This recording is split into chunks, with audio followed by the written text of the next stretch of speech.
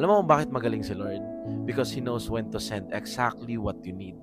But sometimes, God will never rescue us in order for Him to reveal a lesson. Yung kahit umiyak ka, madurog ka, at pakiramdam mo walang pag-asa, God will allow that para ma-experience mo at makita mo yung lesson ng choices natin na ginawa sa buhay. Kaya alam mo, yung mga choices natin sa buhay ang naglalagay sa atin sa mahirap na proseso. Then we always expect God to rescue us. Kaya napakahalaga na when we are making big decision in life, we always ask if aligned ba yun sa will ni Lord.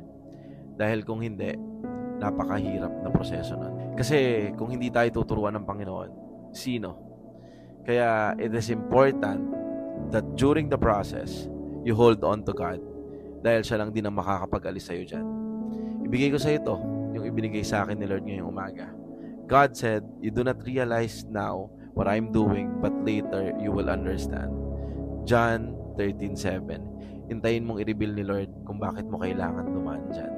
God bless you.